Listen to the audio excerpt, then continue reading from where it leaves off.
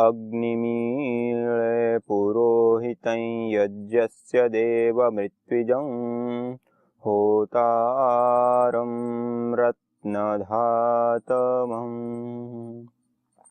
सर्वरक्षक परमपिता परमात्मा को याद करते हुए, उनको कृतज्ञता पूर्वक धन्यवाद ज्ञापित करते हुए, आइए उस परमपिता परमात्मा ने जिन्होंने हम सबको यहाँ भेजा, हम सब के लिए अन्न, जल, फल, फूल, औषधि, वनस्पतियों से लेकर के समस्त प्रकार की आवश्यकताओं को पूरा किया है, और उसके साथ साथ हमारे जीवन को पूर्णता से युक्त करने के लिए और इस परमपिता परमात्मा के द्वारा प्रदत्त यह जो दिव्य ऐश्वर्य है, उस ऐश्वर्य का हम सदुपयोग करके अपने जीवन को और इस जगत को कैसे हम पूर्णता से युक्त कर पाए और अपने जीवन को सुख, शांति और समृद्धि से युक्त कर पाए, उसके लिए जो परमपिता परमात्मा ने हमको वेद रूपी अनमोल ज्ञान प्रदान किया है, उस ज्ञान का हम स्वाध्याय कर रहे थे, उस ज्ञान का हम स्तवन कर रहे थे, उन ऋचाओं का हम स्वाध्याय कर रहे हैं। तो आइए उसी क्रम में उस परमपिता परमात्मा के द्वारा प्रदत्त जो यह दिव्य ज्ञान, भागवत ज्ञान, श्रेष्ठ ज्ञान है, इस ज्ञान में जो विभिन्न प्रकार के कर्मों का विधान किया गया है, और उन विभिन्न कर्मों में से एक कर्म यज्ञ कर्म है, जिसको करने से अपने जीवन के साथ साथ इस जड़ जगत में भी एक दिव्यता का आधान होता है, असंतुलन को संतुलित रूप में लाने की एक प्रक्रिया। इसलिए कहा अयम यज्ञो विश्वस्य भुवनस्य नाभि, यह सारा जो चराचर भूमंडल है, ब्रह्मांड है, उनकी नाभि के रूप में यज्ञ को बताया। जैसे हम माता के गर्भ में होते हैं और हमारा पोषण हमारी नाभि के माध्यम से होता है, उसी प्रकार से ये सारा जो ब्रह्मांड है उसका पोषण भी इस यज्ञ रूपी नाभि के माध्यम से होता है। और यह जो है यज्ञीय भावना है, त्याग की भावना है, बलिदान की भावना है, दूसरों के लिए जीने की भावना है, दूसरों को देने की भावना है, दूसरों के दुखों को हरने की जो भावना है, यही भावना यज्ञीय भावना है। और इससे युक्त रहने से ही यह सारा संसार इसमें विशेष रूप से प्रगति करता है। अन्यथा जब यह विचार, यह भावना, यह कर्म बाधित होते हैं तो निश्चित रूप से कहीं ना कहीं क्लेश, दुख पैदा होने लग जाते हैं। तो उससे मुक्त होने के लिए, उससे ऊपर उठने के लिए और सही रूप से, सुचारू रूप से अपने जीवन को भी जीने के लिए, और उसके साथ साथ यह जो जगत है जिसके कारण हमारा यह जीवन है, जिस जगत के व्यवस्थित रहने से, जिस जगत के संतुलित रहने से, जिस जगत के स्वस्थ रहने से ही हमारा जीवन स्वस्थ है, हमारा जीवन पूर्णता से युक्त हो पाता है, हमारा जीवन पल्लवित पोषित होता है, तो इस जगत को भी हमको सही रखना होता है। लेकिन वर्तमान के हमारे जो कर्म हैं, वर्तमान में जिन हम सुख सुविधाओं को ले रहे हैं, उन कर्मों के आधार पे, उन सुख सुविधाओं के आधार पे आज हमने इस विशाल वायु के समुद्र को, जो पानी के जल भंडार से भी कई गुना बड़ा है, उसको भी आज हम प्रदूषित कर चुके हैं बहुत बड़ी मात्रा में, जिसके कारण आज देश ही नहीं पूरी दुनिया में एक मौत का खौफ छाया हुआ है। ग्लोबल वार्मिंग, ओजोन परत का क्षरण, वायु प्रदूषण के कारण अस्थमा, दमा आदि बीमारियों से लेकर के कैंसर जैसी घातक बीमारियां बहुत ही तेजी से बढ़ रही हैं। तो आखिर हम इसका इलाज कैसे करें, आखिर इसको हम कैसे रोकें, आखिर हम इस समस्या से कैसे ऊपर उठें और इस समस्या का कैसे हम समाधान करें। यदि वर्तमान विज्ञान के अनुसार देखें, वर्तमान मॉडल साइंस के अनुसार देखें, तो अभी तक में कोई ऐसी पद्धति, कोई ऐसा साइंस, कोई ऐसी टेक्नोलॉजी का विकास नहीं है कि जिसका हम प्रयोग करके हो चुके वायु प्रदूषण को हम ठीक कर सकें। लेकिन परमपिता परमात्मा ने, ईश्वर ने सृष्टि के आदि काल में जो हम सब लोगों के लिए ज्ञान प्रदान किया वेद रूपी, उस ज्ञान में उस परमपिता परमात्मा ने हमको यज्ञ कर्म बताया। यह यज्ञ कर्म एक ऐसा कर्म है जिसको करने से हमारा यह जीवन भी और इस जगत में भी दिव्यता का आदान होता है। जो भी असंतुलन है वो संतुलित अवस्था में आता है, और जो वायु प्रदूषण, ग्लोबल वार्मिंग इत्यादि की जो आज समस्याएं विसर्जित हुई हैं, उन समस्याओं का अंत भी हम इस यज्ञ को अपना करके कर सकते हैं।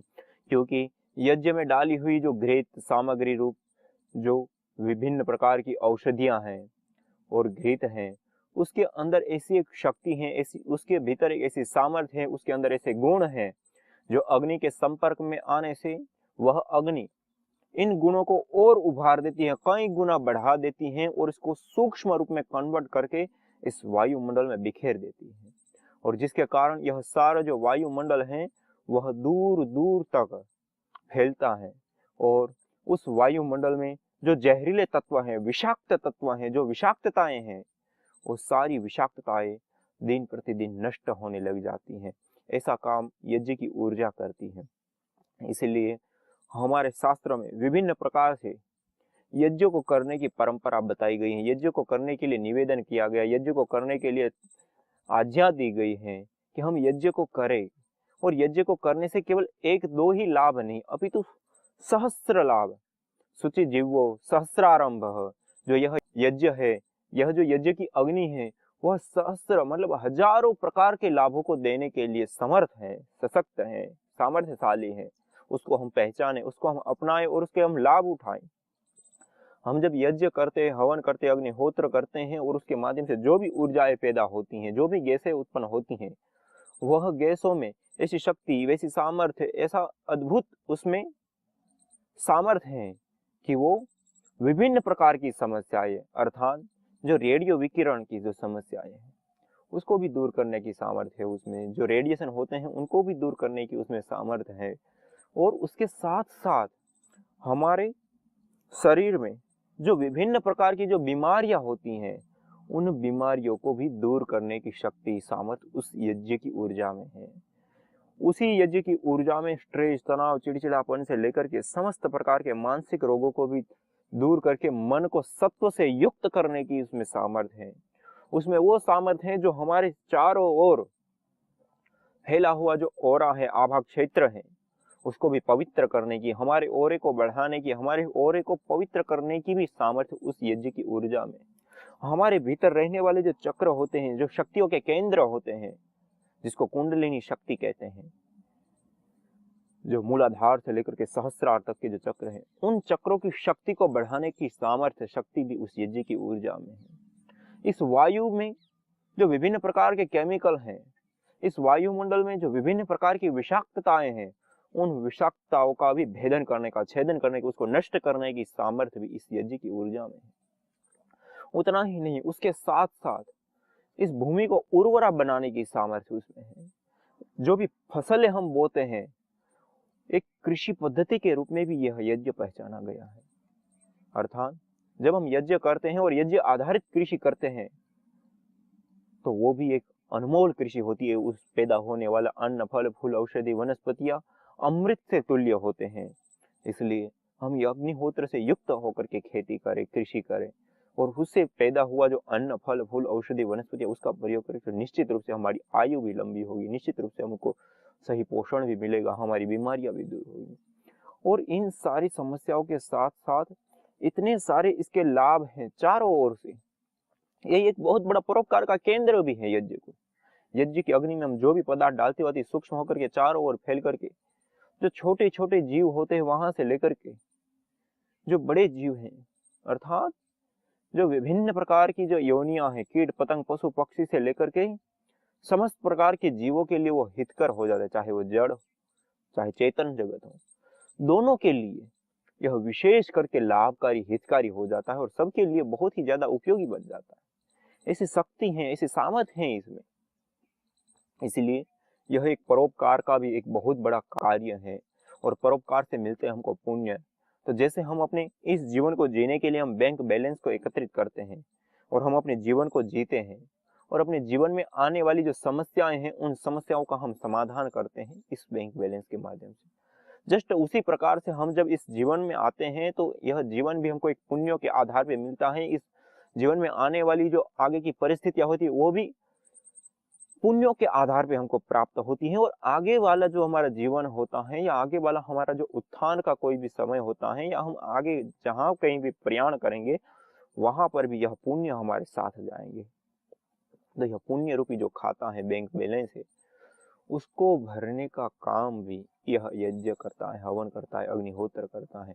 और हमारी परंपराओं में विशेष रूप से इसको अध्यात्म के रूप से देखा गया है। जितने वेद, उपनिषद, दर्शन, ब्राह्मण ग्रंथों से लेकर के, गृह सूत्रों से लेकर के श्रीमद् भगवत गीता तक के जो भी शास्त्रों में विभिन्न प्रकार के यज्ञों का वर्णन है, उन वर्णन में जितने दृष्ट लाभ, जितने भौतिक लाभ नहीं दिखाए गए हैं, उससे कई गुना ज्यादा आध्यात्मिक लाभ बताए गए हैं। तो यह जो आध्यात्मिक लाभ है, उन आध्यात्मिक लाभों को प्राप्त करने के लिए, उन आध्यात्मिक लाभों को आत्मसात करने के लिए हमको यज्ञ करना पड़ेगा। और आध्यात्मिक लाभ भी इतने सारे हैं कि हम कल्पना नहीं कर सकते। और जो करेगा वो स्वयं अनुभव करेगा, क्योंकि आध्यात्मिक लाभ तो अनुभूति के स्तर पे होते हैं। जैसे बाहर की चीजों को हम देखें कि भाई वायु प्रदूषण ठीक हो जाएगा, या कृषि आपकी अच्छी होगी, आपकी शरीर की बीमारी ठीक हो जाएगी। इस प्रकार की जो भी हम बाहरी लाभ इसके गिनाए वो अलग है, वो हम बाहरी पैमानों से नाप सकते हैं, मशीनों के द्वारा उसको साइंटिफिक प्रूव कर सकते हैं। लेकिन आध्यात्मिक लाभ है, उसमें भी हम कुछ पैमाने तक हम उसका अनुसंधान, रिसर्च कर सकते हैं। जैसे हमारा जो आभामंडल है, ओरा है, उसका हम अनुसंधान कर सकते हैं, उसके ऊपर काम भी हुआ है। और हम जब यज्ञ करते हैं तो हमारे जो ओरा होता है, उनकी शक्ति, वह ओरा, वो आभामंडल शुद्ध पवित्र होता हुआ बढ़ने लग जाता है। इसी प्रकार से हमारा जो शक्तियों के केंद्र है, मूलाधार से लेकर के सहस्रार चक्र तक के, वह सारे के सारे जो चक्र हैं, वह भी, उनकी भी जो शक्ति है वो उद्भूत होने लगती है, जागृत होने लगती है, जिसको हम कुंडलिनी जागरण भी बोलते हैं। तो ये हर प्रकार से हमारे जीवन को भी पूर्ण करने के लिए, हमारे शरीर को भी पूर्ण रखने के लिए, हमारे शरीर के भी रोगों को दूर करने के लिए, अर्थात हमारे तन की रक्षा के लिए, हमारे मन की रक्षा के लिए, हमारी आत्मा की पुष्टि के लिए, हमारे इस इन्वायरमेंट की पुष्टि के लिए, हमारी भूमंडल से लेकर के सारे ब्रह्मांड के पोषण के लिए, इन सब की सुरक्षा के लिए, इन सब के स्वास्थ्य के लिए, सबके लिए अनुकूल कोई कृत्य है, सबके अनुकूल कोई कर्म है, सबके लिए कोई कर्म है, तो वह कर्म है यज्ञ, वह हवन, अग्निहोत्र, याग। तो इसको हम अपनाएं और अपने जीवन के साथ साथ इस जगत में भी हम दिव्यता का आधान कर सकते हैं इस कर्म से। और इतना ही नहीं, हमारे इस जीवन मानी इहलौकिक और पारलौकिक दोनों जीवन के कल्याण के लिए कार्य करता है यह यज्ञ, दोनों के लिए परिणाम देता है। दृष्ट लाभ भी प्रदान करता है, अदृष्ट लाभ जो आध्यात्मिक लाभ है उसको भी प्रदान करने का कार्य करता है। और इस समस्त जड़ और चेतन जगत में एक संतुलन स्थापित करने का, जो भी किसी भी प्रकार की कोई भी असंतुलन है तो उसको संतुलन बनाने का कार्य यह यज्ञ की ऊर्जा करती है, हवन की ऊर्जा करती है। इसलिए इस यज्ञ को, इस हवन को हम सामान्य कृत्य ना समझे, सामान्य कर्म ना समझे, सामान्य पद्धति ना समझे, अपितु एक अति विशिष्ट कार्य है, एक अति विशिष्ट कर्म है, अति विशेष यह पद्धति है। और जिसको अपनाने से निश्चित रूप से ये चार ओर से हर प्रकार के हमको लाभ प्राप्त होंगे। और इन लाभों को प्राप्त करके हम अपने जीवन में और इस जगत में दोनों जगह पर हम दिव्यता का आधान कर सकते हैं, शुभ का आधान कर सकते हैं, सत्व का आधान कर सकते हैं। क्योंकि सत्व ही वह बिंदु है, सत्व ही वह स्थिति है जो हमको ऊपर उठाती है। ऊर्ध्वं गच्छति सत्वस्था मध्ये तिष्ठन्ति राजसा जघन्य गुणवत्तिस्था अधो गच्छन्ति तामसा। हम अपने जीवन में ऊपर उठना चाहते हैं, हम इस जगत का ऊर्ध्वारोहण कराना चाहते हैं, ऊपर की ओर उठाना चाहते हैं, सुख शांति समृद्धि से लेकर के अच्छा या शुभ जो भी कल्याणकारी चीजें है उसको फैलाना चाहते हैं, उसको बढ़ाना चाहते हैं, तो हम यज्ञ करें, हवन करें, अग्निहोत्र करें।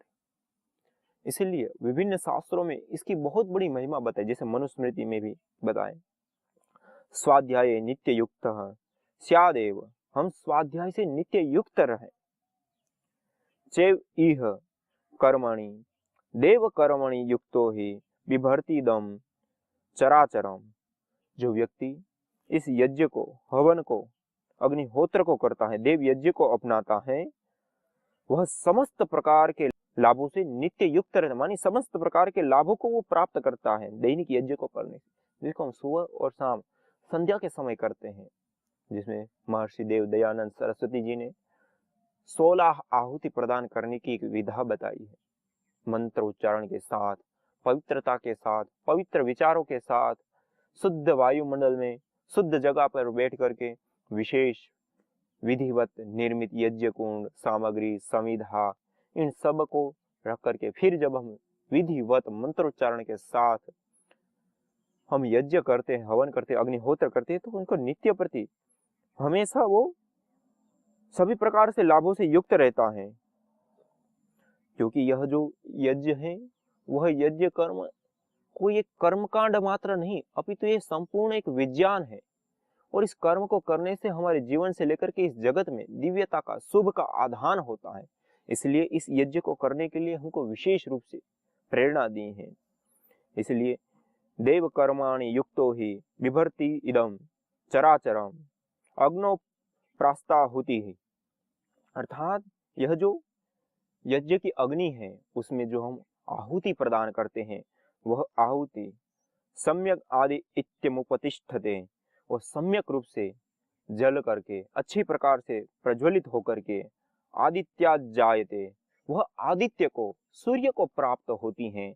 और सूर्य के बाद वृष्टेरन्नम ततः प्रजा, वह सूर्य को प्राप्त होती हैं। और सूर्य अर्थात आदित्य वह फिर वर्षा का, बादलों का निर्माण करता है और बादलों से वर्षा होती है, वर्षा से अन्न उत्पन्न होते हैं, अन्न से जीव और जीवों से यह सारे कर्म, और कर्म से फिर यज्ञ, यज्ञ से फिर आगे की प्रक्रिया, अर्थात ये सारा एक चक्र है।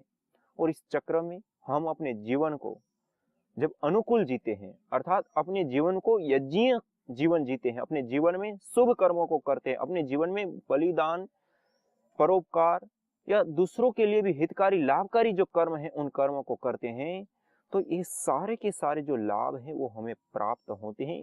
इसके दो अर्थ होते हैं, एक आध्यात्मिक और एक भौतिक। भौतिक अर्थ के अनुसार देखें तो जब हम यज्ञ करते, हवन करते, अग्निहोत्र करते, तो उसकी ऊर्जाएं जो है वो सूर्य को प्राप्त होती है। सूर्य के माध्यम से बादल निर्मित होते हैं। जब सूर्य की किरणें इस धरती पर आती हैं, इस समुद्र में आती हैं, तो इस धरती के ऊपर से, इस समुद्र से जल को वो ऊपर उठाती है उष्णता के साथ, उसके बादल निर्माण होते हैं। उन बादलों में भी इस यज्ञ की ऊर्जा जो होती है वो संयुक्त रहती हैं। घृत, सामग्री इत्यादि के जो परमाणु होते हैं वो उसके साथ युक्त हो जाते हैं। तो वह जो बादलों का जल है वो पवित्र, शुद्ध और सुगंधमय के साथ साथ रोग निवारक जल बन जाता है। और वो फिर जब वर्षा होती है, अर्थात धरती पर गिरता है वह जल, तो सारी की सारी जो भूमि है वो उर्वरा बनती है, भूमि की उर्वरा शक्ति बढ़ जाती है, भूमि फलद्रुप बन जाती है, और भूमि में किसी भी प्रकार की जो व्याधि होती हैं, जो उसका बांझपन है वो दूर होने लग जाता है। और उसके साथ साथ जो भी विभिन्न प्रकार के पेड़ पौधे, वनस्पति, फल, औषधियां, वनस्पतियां हैं, उसमें यह ऊर्जा पानी के साथ प्रविष्ट होती हैं और विभिन्न प्रकार के जो फल, फूल, औषधि, वनस्पति, अन्न इत्यादि हमको प्राप्त होते हैं वह बहुत तायात मात्रा में प्राप्त होते हैं। और पवित्र अन्न, फल, फूल, शुद्ध फल, फूल, वनस्पति, अन्न, ये सब हमको प्राप्त होते हैं। और उसका भक्षण करने वाले हम सब जीव लोग उसका जब हम आहार के रूप में ग्रहण करते हैं, भोजन के रूप में ग्रहण करते हैं, तो उसको हम प्राप्त करते हैं। तो उससे होती है प्रजा, ततः प्रजा, तो उससे प्रजाओं का निर्माण होता है। अर्थात हम उस अन्न को ग्रहण करके अपने इस पूरे तन को पुष्ट करते हैं और हम उस अन्न को खा करके वीर्य को, उत्साह को प्राप्त करते हैं। और हमारे शरीर में भी जो अष्ट धातुएं होती हैं, रस, रक्त, मांस, मेद, मज्जा, अस्थि, शुक्र, इन धातुओं को पुष्ट करते हैं, उसको प्राप्त करते हैं और फिर हम और संतति की प्रजा की उत्पत्ति करते हैं। अर्थात यह सारी की सारी प्रजाओं का जो सार है उसकी शुरुआत जो है वो यज्ञीय ऊर्जा से बताई ये मनुस्मृति में महर्षि मनु जी ने। तो यह जो यज्ञीय कर्म है वह कोई सामान्य कर्म नहीं, अपितु अति उत्कृष्ट कर्म जो बताया वह ब्रह्मांड के साथ भी इसको जोड़ करके बता रहे हैं और अपने कर्मों के साथ भी। हम जिन कर्मों को करते हैं वह कर्म भी अति उत्कृष्ट हो, परोपकारी कर्म हो, शुभ कर्म हो, सबके कल्याण के लिए हो, सबके हित के लिए हो, और हमारे लिए भी इसी प्रकार से वह हितकारी हो जाएगा। इसलिए हम इस यज्ञीय कर्म, दिव्य कर्म, भागवत कर्म, परोपकार के कर्म, सबके कल्याण के कर्म, सबकी अच्छाई के लिए, सब और शुभ बढ़ाने के लिए अपने जीवन में भी और इस जगत में भी, और हर प्रकार के लाभ, दृष्ट लाभों को प्राप्त करने के लिए भी, अदृष्ट लाभों को प्राप्त करने के लिए, यह जीवन, इस जीवन को पवित्र व सुगंधमय, अर्थात इस जीवन को भी हम पवित्रता के साथ शुभ से युक्त करने के लिए, और पारलौकिक जो हमारा जीवन है उस जीवन को भी शुभ और अच्छाइयों से युक्त करने के लिए हम इस यज्ञीय कर्म को अपनाएं, इस दिव्य कर्म को अपनाएं, इस भागवत कर्म को अपनाएं। और इस प्रकार से जब हम इसको अपनाएंगे तो निश्चित रूप से इसके जो चारों ओर फैले हुए विभिन्न प्रकार के जो कर्म हैं, विभिन्न प्रकार के जो लाभ हैं, उसको हम प्राप्त करेंगे और अपने इस जीवन के साथ साथ इस जगत में भी हम दिव्यता का आधान कर पाएंगे। और यह सारा जड़ और चेतन समस्त जगत में हम संतुलन स्थापित कर पाएंगे। और वर्तमान की स्थिति के अनुसार जो ग्लोबल वार्मिंग से लेकर के विभिन्न प्रकार की समस्याओं का सर्जन हुआ है, उन समस्याओं को हम नाबूद करके अपने जीवन के साथ साथ आने वाली जो पीढ़ियां हैं उसके लिए भी हम इस वातावरण को सुरक्षित करके उनको भी जीवन दे पाएंगे। तो आइए ऐसे दिव्य कर्म, भागवत कर्म, श्रेष्ठ कर्म को अपनाएं और अपने जीवन के साथ इस जगत में दिव्यता का आधान करें। आज इतना ही।